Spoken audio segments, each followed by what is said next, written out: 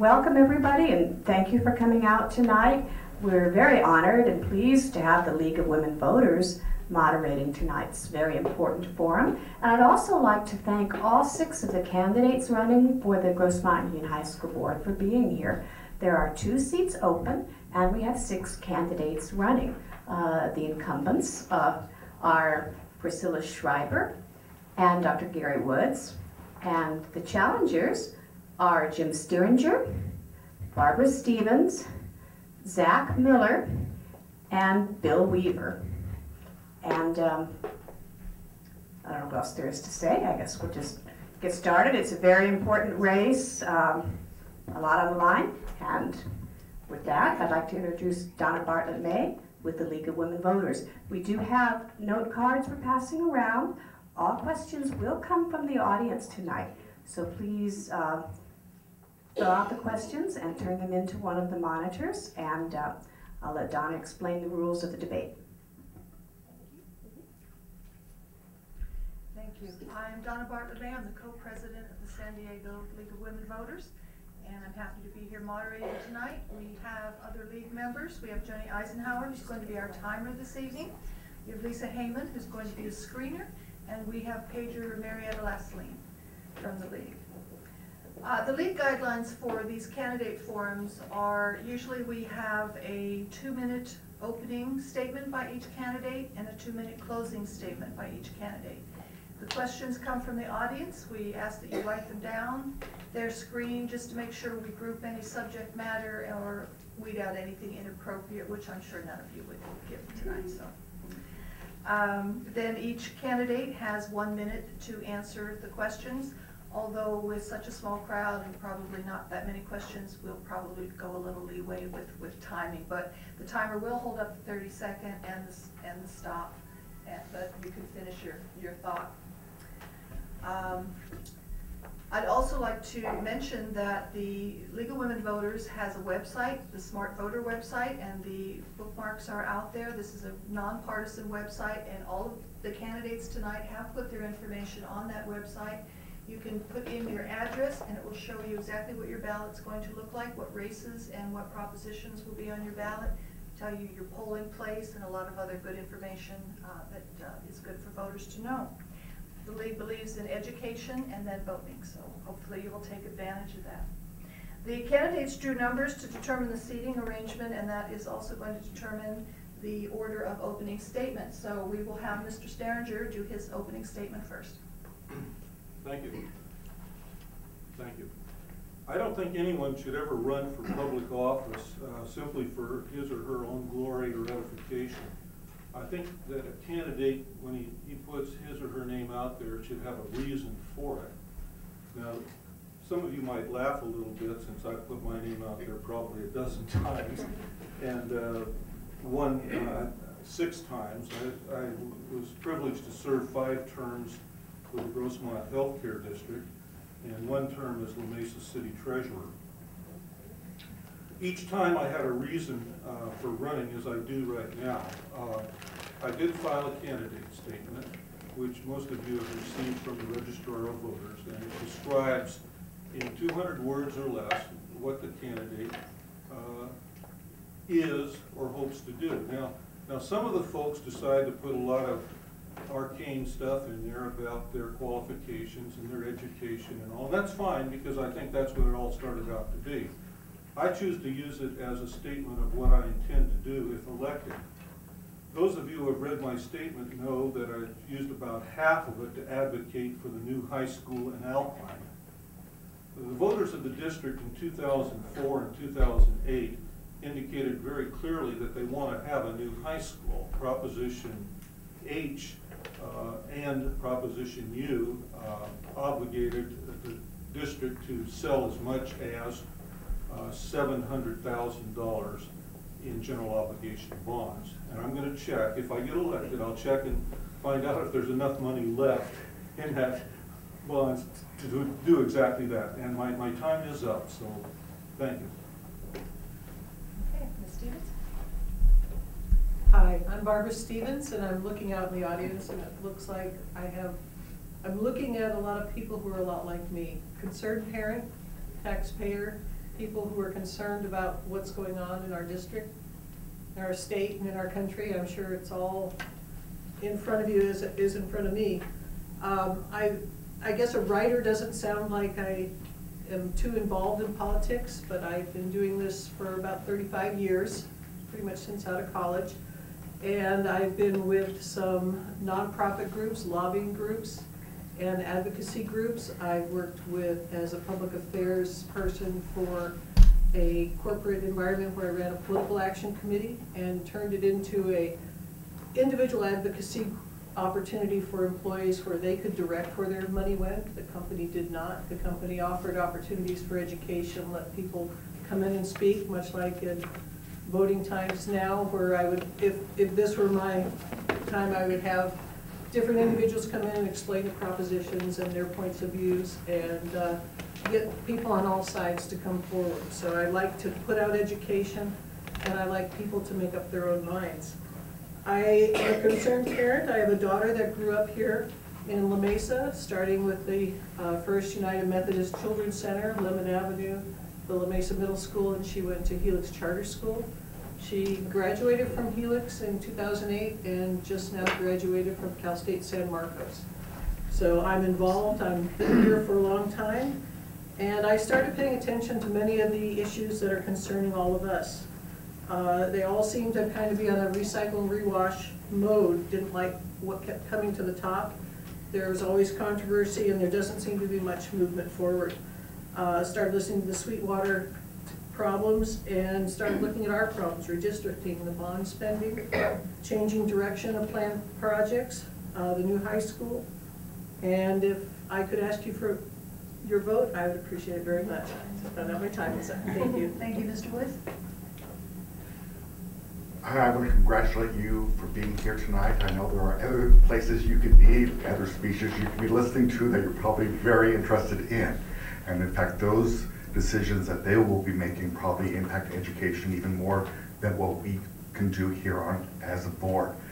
But we have things that we can do, and our job is to fight for what is best for the students, for every student in our district. I've served as a teacher. I've taught U.S. government and world history, and I think we live in the greatest country there is on God's green earth. And we have opportunities.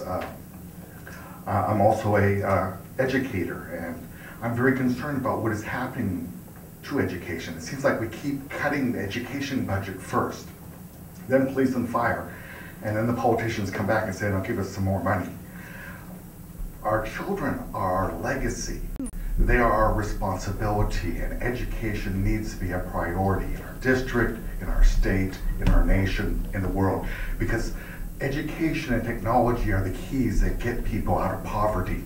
It breaks the cycle of family violence. It gives people hope and something to live for and strive for. I've dedicated my life as a professor, working with young people. I have a Doctor of Education in Technology and Learning Styles, one of the first ones that came out in 2004. And it was, how do we properly implement education with technology? We are in a time, though, of deep financial crisis. And that's something that we're going to have to live with. When I first got on board, I was real excited about all the potential of what we could do and how we could develop a school that would be cutting edge in technology. But then after I got on the board, I realized we are in a steep decline, not only in student enrollment, but in money. Thank you. Thank you. Mr. Miller, and can I ask that you all speak clearly into the microphones so he can pick it up? Thank you. Hello, I'm Zach Miller. I feel like when you look at education, there's two types of people that really understand that process when you break it down to the fundamentals, and that's teachers and students. And I feel that a school board should consist of those. We've had plenty of teachers on the board. I think that I am running to get a new perspective, get more student representation on the board, because when you look at a school board, the decisions they make, ultimately they will affect students. So why not have a student's opinion on the board? Also, I'm just running to get a new perspective, a fresh perspective. I want to fight to lower dropout rates, to increase graduation rates. A little bit about me. I graduated El Cajon Valley High School in this district in 2011. I'm currently a junior at San Diego State, majoring in mechanical engineering. I took as many AP classes in high school as I could. I also took classes at Grossmont Community while I was still in high school in order to start early when I graduated.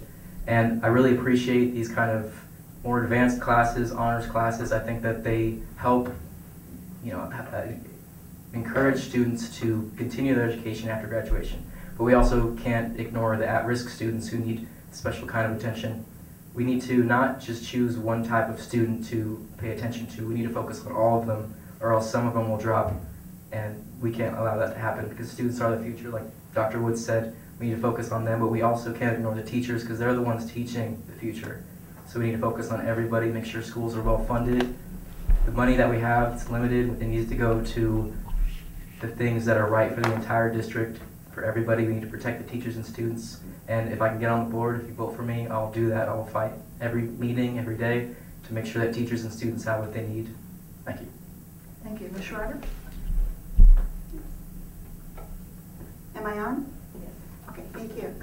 Good evening, and thank you to our host and our sponsor, to my fellow colleagues, candidates, to you, the audience, and thank you for setting your DVRs to be with us here tonight on this historic evening. My name is Priscilla Schreiber. I represent the mother's voice perspective on our board and a businesswoman's perspective, which I believe is just as important as a teacher's voice and our students' voice. It has been an honor to serve my community over the last 12 years. I look forward to continuing to be the voice on the Grossmont board for effective and transparent governance. I've learned a lot over the last 12 years since first being elected to this board. While those who recruited me told me not to go through the California School Boards Association's Masters in Governance, not to visit campuses, and not to talk to teachers, it was my strong sense of needing to know what it is to be the most effective board member I could. To forge those relationships with our teachers, staff, and the community were vitally important to me. My independence has not come without a price, but I counted the costs and decided a long time ago to remain true to myself, serve those who elect me, and not serve at the will of any board member. I am proud for what I have been able to accomplish while serving in the board minority. With my master's in governance, I've learned the importance of each hat I wear, foundations of effective governance, setting direction, human resources, policy and judicial review, student learning and achievement, school finance, collective bargaining, community relations, and advocacy. My fellow board colleagues, along with other board members, have elected me the last 5 years to serve on the California School Boards Association's Delegate Assembly to Sacramento, and we meet monthly to discuss educational issues. I'll have closing remarks too as well. Thank you. Thank you. Mr. Weaver?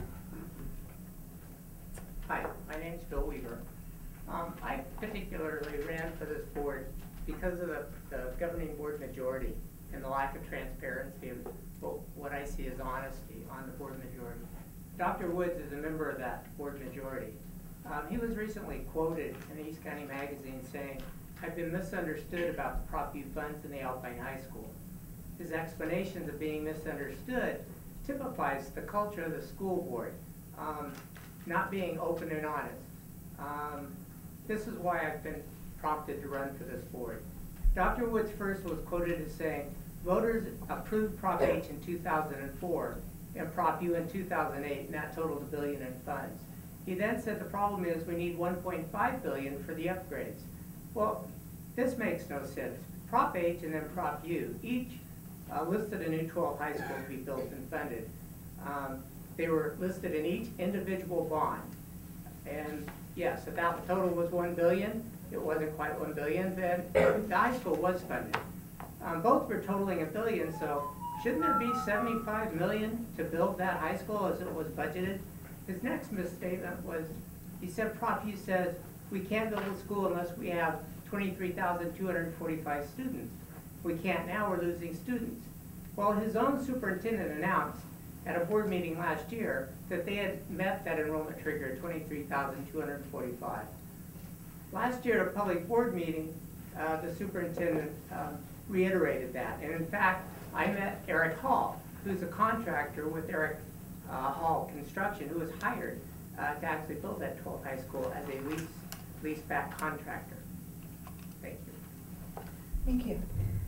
Okay, we'll start with the first question with Mr. Steringer. What do you feel is the most important issue facing students in the district? The answer to that can be couched in one of two terms. It can be couched as the individual student. And part of the problem is you have very high achievers like Zach Miller down here, who can use all the facilities and all the instructional opportunities that the district provides. So you don't really have a problem with the Zach Millers of the world. Where you have a problem are the students who come from homes where there are few learning resources, few books, few magazines, and no encouragement from parents. So I think that the problem that the Grossmont district has, I should turn this on, would be the same problem that people have in other districts, specifically getting the community behind folks. And I think the community does back our students in this district. They certainly have, to the tune of, I say 700 million, and everybody else says it's $1 billion, but it's a substantial amount of money for new facilities. They provide excellent teachers. They provide an excellent opportunity, but unfortunately, you're always going to have the problem of parents who frankly don't care. And we need more Zach Millers, but we have more of the others, perhaps more of the Jim Sterringers. I was, where Zach says he graduated in, was it 2011, something like that? Well, I graduated from Grossmont in 1959, and the problems have not changed since then. Thank you. Ms. Stevens? Well, I think, I'll turn on the microphone. I think one of the greatest problems facing students is really the resource allocation. I know that high achievers, have some paths, and even the students at the lower end have actually found some funding and some opportunities that are geared towards them, and it's kind of in the middle, just like in our society, the middle class kind of gets ignored. They're all supposed to figure it all out themselves, and I think just for a student to try and run through the gauntlet of finding the right resources with their parents is quite a challenge these days. AP courses are great, but not everybody can use them to their advantage. And if we focus a lot of attention on that end, we lose out at the other end where there's the remedial people who aren't really getting enough of the basic training and education to move themselves up in the basic subjects. And we've also lost a lot of the arts and other of the non-core classes that are truly important to students. So that's where I think a lot of the problems for students and the important issues are for them. Thank you. Mr. Woods? Yes, I have to agree with both Jim and Barbara. I mean, we are trying to train a large number of students, but we're training them as if they were groups of students, when every student learns in different ways. They have different learning strengths. And this is why I'm advocating the use of technology, because technology is what is engaging. It gets students excited, and it even makes learning fun. They have to learn in spite of the fact that they don't want to learn sometimes. Because when you get into technology, you realize that you can connect with all the resources, all the knowledge of all time right in front of you. This wasn't the way it was when we were back in high school, or even college, or even past college. We didn't have that. We were with typewriters, not computers. And so getting these technologies to the students is one of our highest priorities. We need to prepare students for the future using these 21st century technologies, because they're competing in a global society. We're competing against what's going on in China, India, where people are only getting $2, $3 a day. So we have to be smarter rather than trying to work harder if we want our students to succeed. The second thing we need to work on is preparing students to go to college. We need to give them those resources. Right now, I think it's something like 60% of high school graduates have to take remedial courses as soon as they get into college, and that shouldn't be. And we're failing them in those important years. The third thing is we need to provide pathways for career tech, because not everyone wants to go to college. Some people want to learn to work with their hands, to be mechanics, to be electricians, to be carpenters. There's so many other jobs that need to be there. And so in our schools, we're offering everything from sports medicine to cosmetology, to agriculture, to architecture, to engineering, because every student learns it in a different way. Thank you. Mr. Miller? I think I'll just piggyback off of what the other three said. I think the main thing that students need is support and understanding from not only teachers and parents, but the entire community. You know, they say that it takes a village to raise a child, it also takes a village to teach a child. You know, teachers need to understand how students like to be taught. Also, you know, students need to understand how teachers like to teach. It's an understanding that comes together and supports the student. You can't just cast a broad cloak over education and assume that every student learns similar ways. Many people learn different ways. They have different goals in mind, whether it's higher education, whether it's going into just one thing, whether it's they want to create their own business, or whatever they want to do. It needs to be supported and understood by parents, teachers, and the community. And I think that schools need to help motivate that, because it's motivation, and motivation is what's going to shape the future and lead students to get jobs, to aid the nation and the world, and that's what we need. Thank you. Thank you. Ms. Schreiber? Can I piggyback? I would also add that, I advocate for parental involvement, and I think most of us here on the dais do that. My concern is when we advocate it, then we don't reach out to them and we turn our backs on them. That doesn't help us in what we're trying to do. Bringing our students up to speed through the old-fashioned vocational education, the new term is career tech education. I think we've done a really good job with that program in bringing in the A through G requirements, and we're adding new programs that have those existing in the programs. I agree with my fellow colleagues on the honors and the APs. And I think that technology will help to serve our students better, as we are, actually I think Sacramento has failed our kids. And so we have to look at other ways that we can bring those courses to all of our students, where they all have the opportunity to access those types of programs. It's interesting, out at Santana in their new engineering program, when they opened that building, they had young students speaking, and I see this throughout all of our new career tech buildings or programs. We are making a real solid attempt to close the achievement gap on for our social economically challenged students, the different diverse students that we have in our district, and I think that's a huge achievement. I think that when the state of California owes our district alone $58 million in unfunded mandates, it's time for Sacramento to fix the requirements of those mandates on school districts, stop using this as a credit card and as a deferral, so we can do what we do best, and that's letting our teachers and our parents be the drivers of successful students, so we can provide the wheels. Thank you. Thank you. Mr. Weaver? I'd like to talk about the crowding of our schools and the overcrowding of our schools and how that affects students. In the Far East County, out towards Blossom Valley, Alpine, we have almost 1,200 students that have to get on a bus and travel, either to Steel Canyon Charter High School, which used to be part of the Grossmont district, or to Granite Hills High School. The route to Steel Canyon, those kids wake up at 5:30 in the morning to get to school for a 7:30 class. If there's after-school activities, it makes it really, really difficult on the students and their parents. How do you manage two working parents when your kid's getting on a bus and commuting down a slow, twisty road to get to school? It's so early. It affects their sleep. It affects how they study, how they learn. It affects their participation in athletics, before and after school activities such as speech or debate, and study time. It's sort of hard to sit on a bus going down a twisty Dehesa Canyon Road and get your learning in I imagine most of the kids sleep. I grew up in the Imperial Valley. I did those commutes on a bus.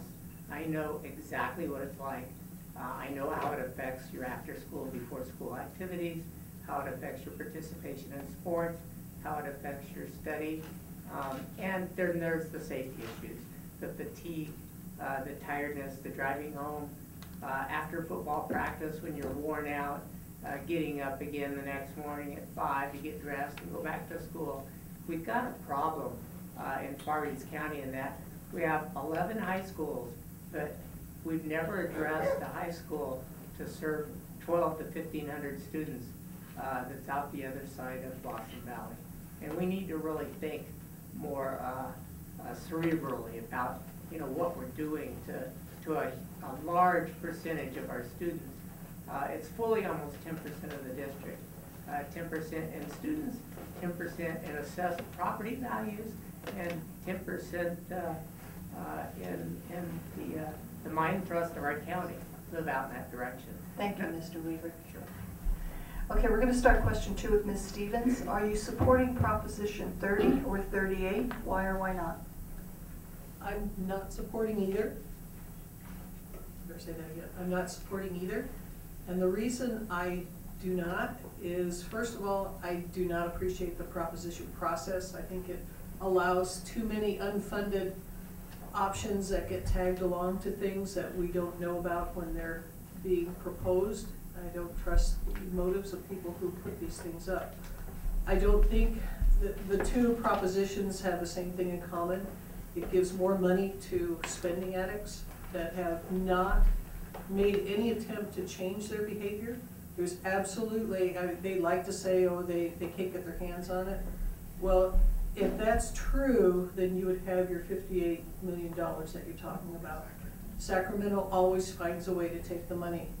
They have, while all of us California voters have indicated that we think education is important, Sacramento has indicated they do not think it's important. We somehow have a bullet train, but we don't have the education funding and priorities that we have been demanding over and over and over again. And this is just a system that is broken, and until they absolutely change, there's no sense in giving them any money. It'll just go back to where we'll have another bullet train route or something along that line. And I know it sounds heartless, but I think we're just going to have to let things get to the point that is just absolutely unsustainable until these people change. And it's a shame that it has to be that way. But we'll have to think locally, and we're going to have to be a lot more creative and take this by ourselves and go from there. Thank you. Mr. Woods?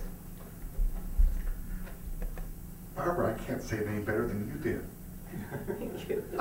It's absolutely true. The problem is not that we're undertaxed. The problem is Sacramento is overspending.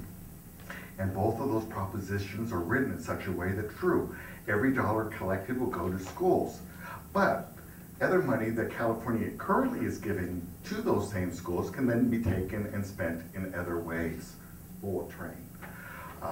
This is only a smoke and mirrors way to get people to vote for higher taxes, because one thing that we're all passionate about is our kids. But this is a Sacramento trick. They've done it over and over, and we have to say, no, this is not the way you do it.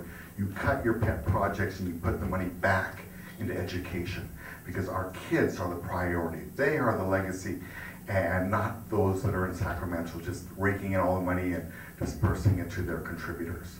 That is not the way the system is supposed to work, and we're enabling that if we keep giving them more money. And codependency is not good for government any more than it's good in the family. Thank you. Mr. Miller? I'm voting yes on Prop 30 and probably no on Prop 38. If Prop 30 doesn't pass, then I would like to see Prop 38 pass, just because I know people don't like to pay taxes. I get it. I wouldn't like to pay taxes either.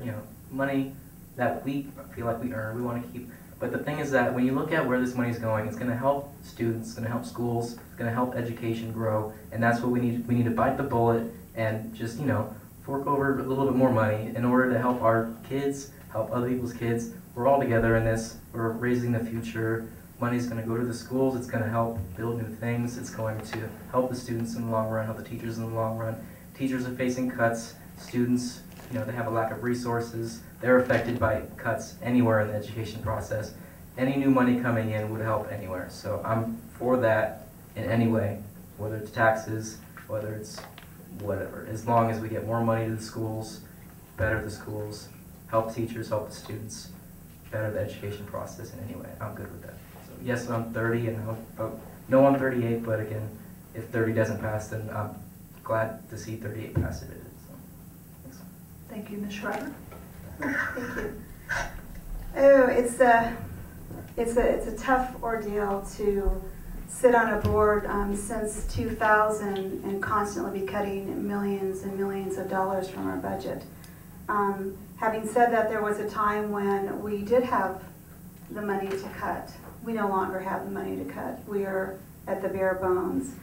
But I think it's important that we realize where California really is. They're not a business-friendly state.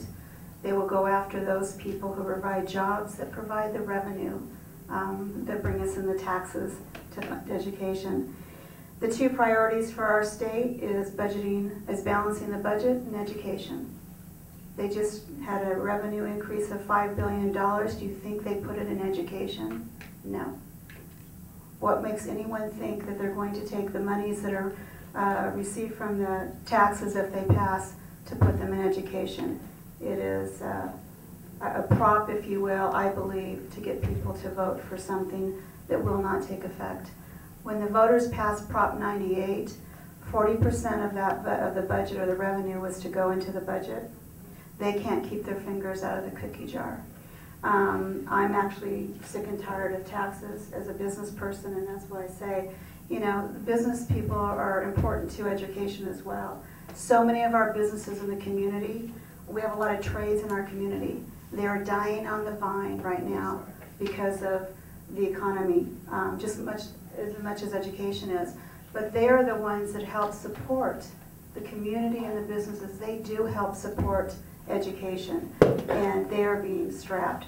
So there's a drastic change of reform that needs to take place in Sacramento. So I hope that if it passes, it would work. But again, I don't think that's a message we need to send to Sacramento. Thank you, Mr. Weaver.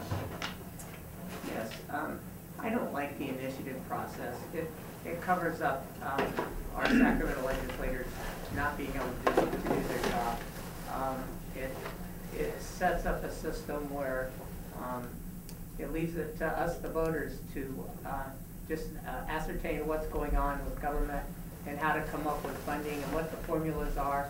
And the public really is not equipped to do that in a good way. But our schools need the money. Our schools are in a funding crisis, and it's been set up by the politicians up in Sacramento. I support 30. I support money for the schools. I don't like the shell game. I don't like the smoke and mirrors. I don't like the reason that we're having to make these decisions. It's really sad that we're in the position that we are, and we're putting education in the position we put them in. We put our superintendents and principals and the teachers and the students in the positions they're in. And our class sizes are going to increase to a real intolerable level. So yeah, I'm for the propositions. I would rather have 30 pass, but we need, if one doesn't pass, I hope the other does. Just because we need the funding, we need our schools to get bailed out. I am very concerned with the aspect that I read 30 pretty extensively from front to back. And as you folks, and you read it, it's really hard to figure out and determine. I actually spent quite a bit of time, read it over several times, and I was looking for a place in there where it guaranteed that the funding would go to schools and not be robbed. And quite honestly, I didn't find it, and that was quite disheartening. You know, it's sad that we're in that position, but we need the money, and I just hope our politicians and our legislators do the right thing if they get one of the two or both of them. Thank you, Mr. Sterringer. Yeah, just when we think that Governor Jerry Brown can't be more cynical. He surprises us and exceeds his sorry past. Some folks probably don't remember the history of Prop 30 and 38.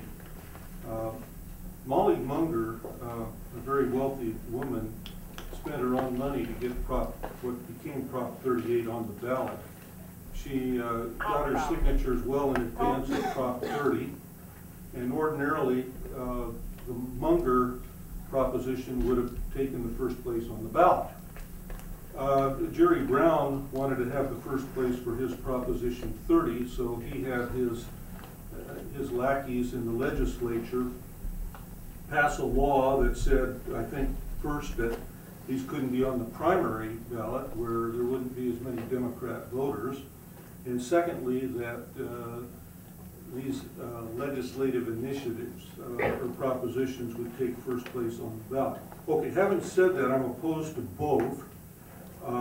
Jerry Brown has also said that if Prop 30 fails, the school year will be reduced to 160 days. I think it's 180 now, which is a reduction. They frankly do not care about education. The cynicism of Jerry Brown is just incredible. Thank you. We'll start the next question with Mr. Woods. With the current budget situation, do you support or foresee furlough days in this school year? And that's exactly what Mr. Seringer was talking about. You know, hope is not a strategy. And the government keeps putting these little things and saying, well, if you just vote for this, we'll give you this. You know, if you vote for higher taxes, we won't cut your school year. We already have one of the shortest school years in the entire Western world. Other countries have over 200 days, and we're at 180, and we're talking about going to 160. And we're also faced with overcrowded classrooms. And it's not that we don't have the rooms. We have the rooms. We don't have the teachers. We can't afford the current number of teachers that we have. And so as teachers retire, we don't replace them. We just make the class size larger. We've been going to one teacher with 30 students on average. We're getting closer now to 40 students. The classrooms can't hold any more students. The students are bigger than they were when I was a kid. I had to look up to these high school students because they're taller than me. And that's sometimes a scary thought. But we're facing with really terrible economic times. And unfortunately, we have very few options, and one of the only options we can do is cut the school year. That's the only way we can do it, because you can't tell teachers, we want you to work for nothing, to work an extra 2 weeks, but we're not going to pay you for it. It's just a very difficult situation to find ourselves in. But the problem is not with the board. This is a statewide problem. It's a nationwide problem. If you've looked at what is being said in the great debates between the various candidates on the national level, you realize that the financial situation we're in is absolutely horrendous, and something has to be changed at the top for that to filter down, and we can have a chance to help our students because a good economy equals good education. Thank you. Mr. Miller? I'm against furlough days. I mean, I think teachers put all this time into going to college, getting their teaching degrees in order to make their living by teaching students. They shouldn't have to go a day without earning money for doing their job. That's their career. That's what they deserve. And I'm also against shortening the school year. I know students like to say, summers and winter break, they're great, but teachers and students both suffer when we shorten the school days. Students have less days to learn, teachers have less days to teach, they're also earning less money for that. That's going to hurt the economy in any way. I think that it's just shortening the school day, furlough days, they're all just bad ways to try to save money, and we can look at the budget and find better ways to save money. We just have to take the time and effort into looking at what we don't need.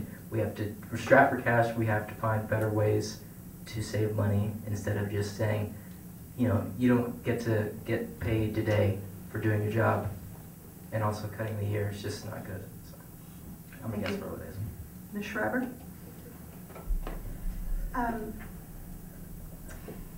I simply believe it's deplorable that furlough days is even on the table for negotiating our students' instructional days away.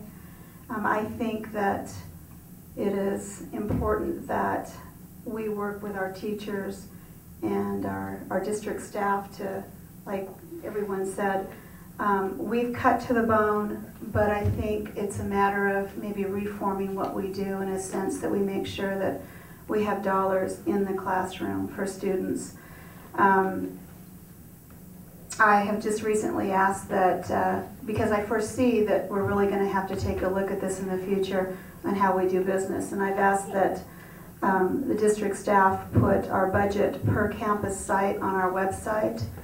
And I've asked the superintendent to put a budget to each of our strategic goals. So when we're cutting, are we cutting into those things that we said we're going to stand behind and support for student success? So I'm hoping that that perspective will give the board a perspective how to better do what we do. Thank you. Thank you. Mr. Weaver? Well, that's sort of a Prop 30, Prop 38 question too, because to be against the bonds that might bridge the funding deficit that we have is akin to the problem. And I'm against furlough days for the teachers. I'm against larger class sizes for the teachers to have to deal with and the students to have to deal with in their education and their learning. But, you know, we're faced with a problem in that there's no funding. That's a very tough decision for a board to have to make, and it shouldn't be that they have to cut 2 weeks out of the school year. That's going to hurt the kids, it's going to hurt their education, it's going to hurt the teachers that are trying to educate them, it's going to hurt our entire educational system, and it's going to reverberate for years and years and years to come. That's why I can't believe that a school board trustee could be against the propositions that are going to help prevent that from happening. So it does sort of loop around that, you know, there's funding that we have to look at to prevent that from happening, because we're going to pay for this for years and years and years into the future. It's not a short-term solution that, oh, well, let's cut a couple of weeks and, you know, the teachers, they don't need a paycheck for a couple of weeks, and it's not going to hurt the kids any. That's just not the case. Thank you. Mr. Sterringer? Yeah, I think this kind of shows that California has past the point of critical mass where finally a majority of the residents of the state of California feel that they have no skin in the game, that they can vote for propositions, they can vote for bond issues, and it doesn't affect them at all. I've talked with people that are reasonably intelligent, and they tell me that they vote for all the bonds because the bonds, you know, aren't real money, you know, that it's like free money. Well, we have the cities of Stockton and San Bernardino who come to the realization that suddenly the money runs out. Governments act like individuals. They can spend right up to the point where they have no money, and at that point they declare bankruptcy. I'm not suggesting that our schools are going to declare bankruptcy.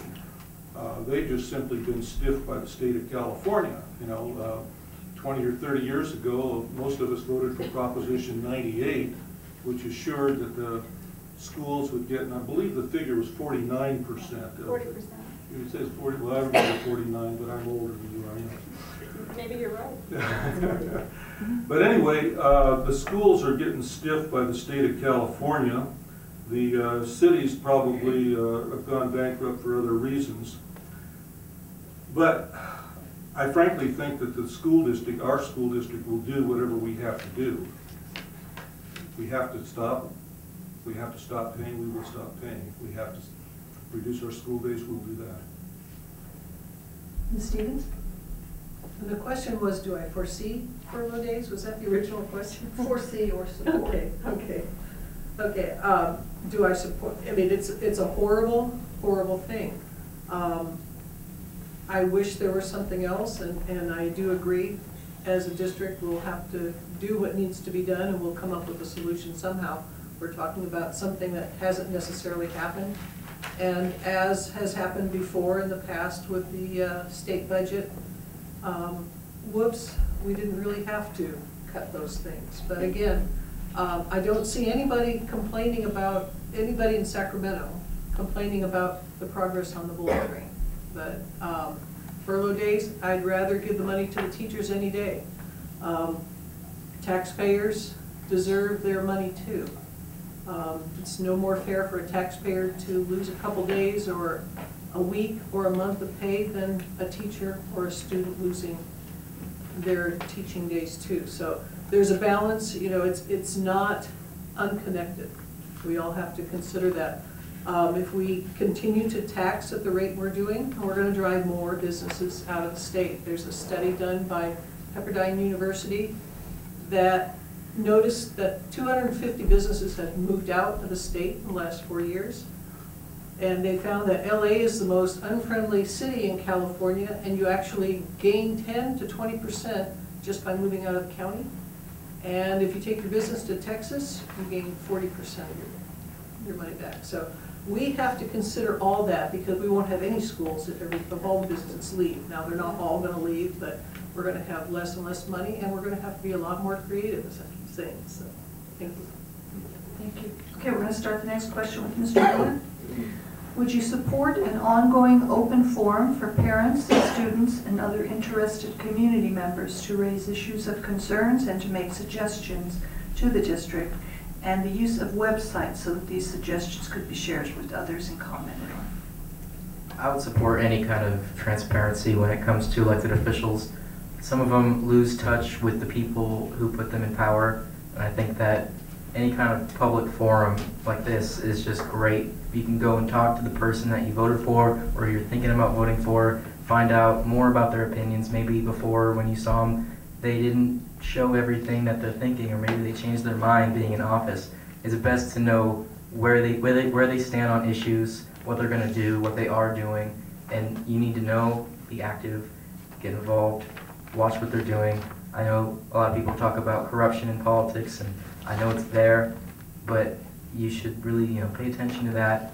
Elect people who aren't going to be corrupt, people who are going to fight for what they say they're going to fight for, and aren't just throwing around words in order to get your votes, who actually care about what they're going into, care about what they're going to fight for, and are going to fight for what they fight for. And any kind of forum where you can go to see what the candidate is thinking, see what the elected official is thinking, what they're doing, I'm all for that any way possible. You talked about websites, that's great too. I know people are busy with work, they can't go to a meeting at a certain time during the workday. I get that. Websites are great, you can go find out what they're doing. I know the GUHSD.net website has a lot of information. There is, it's kind of tough to go around on there sometimes. I tried looking on there, and it's not the best organized thing for someone who really needs to just go in there quickly, find out about one particular thing, look at it for like 5 or 10 minutes, and then go back to whatever they're doing with their busy day.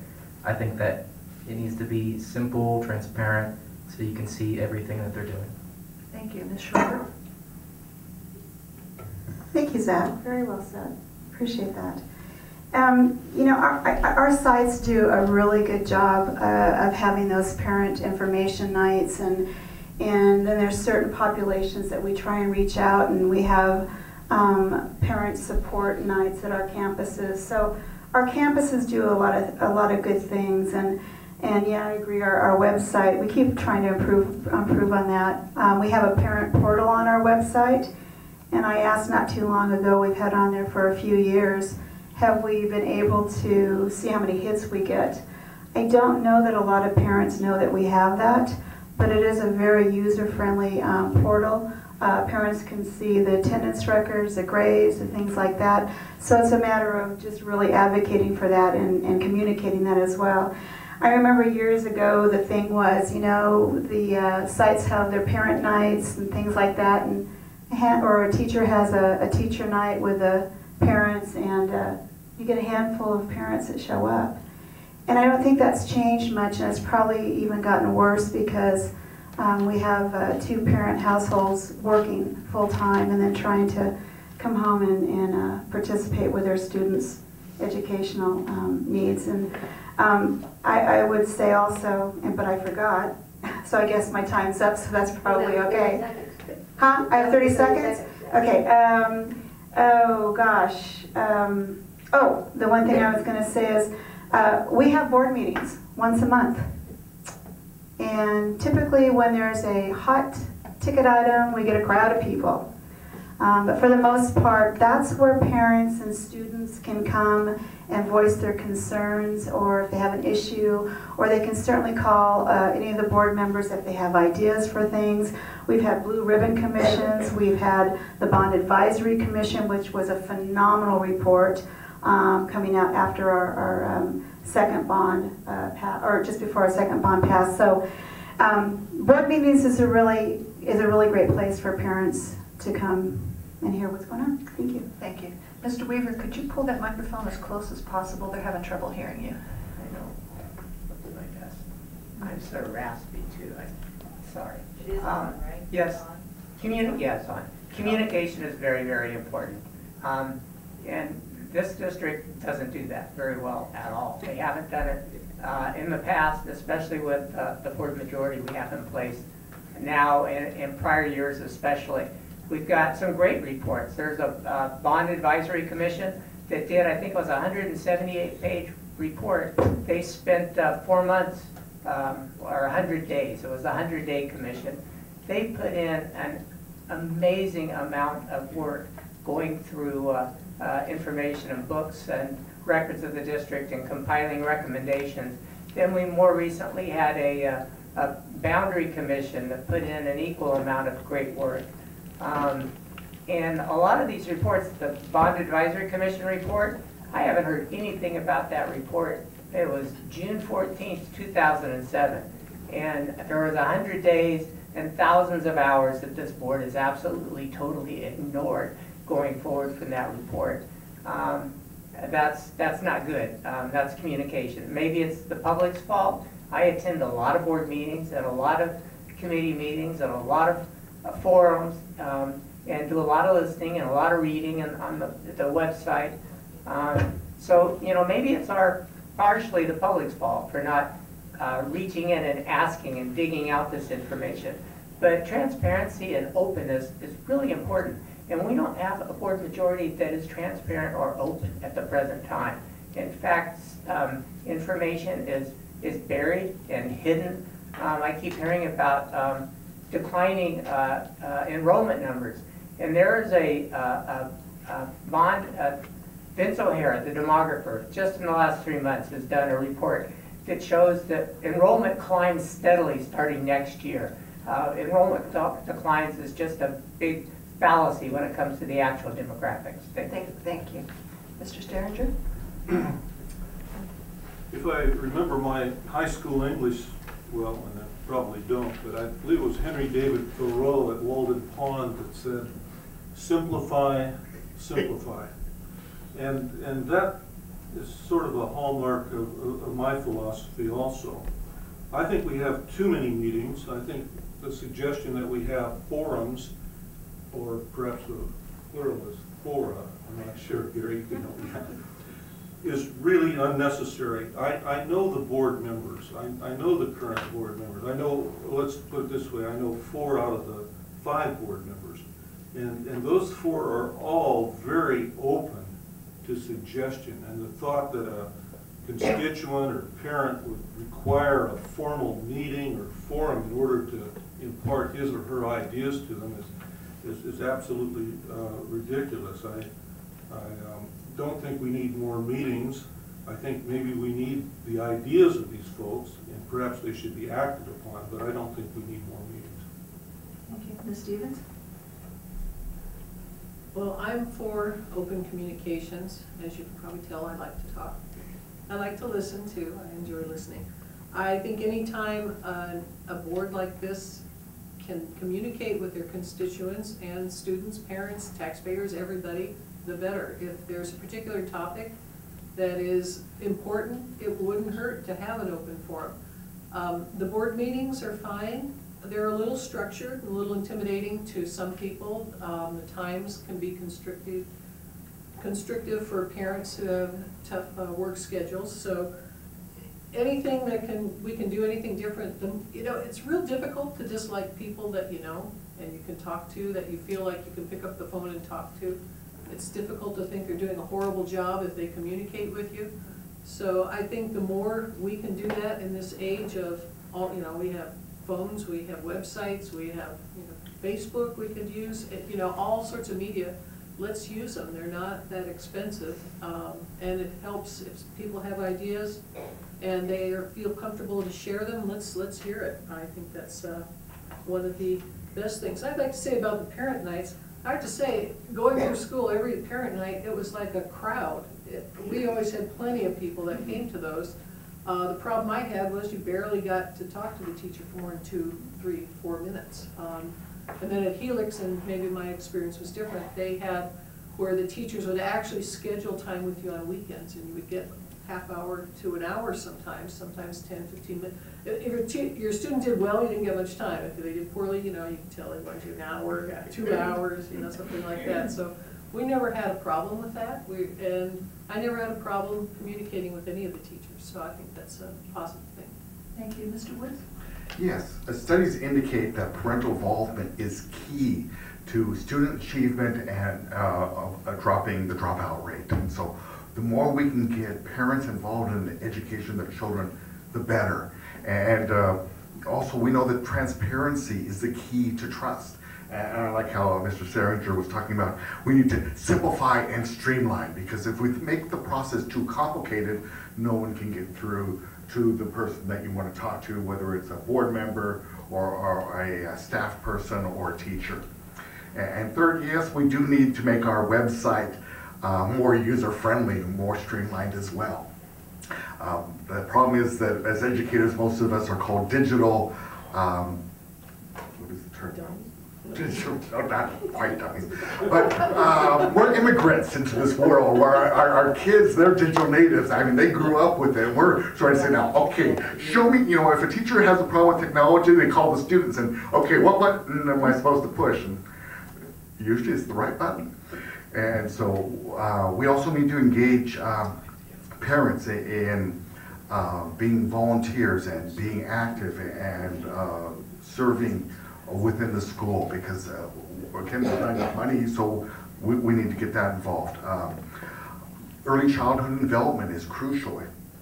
Parents need to understand the importance of reading to kids as they're from birth.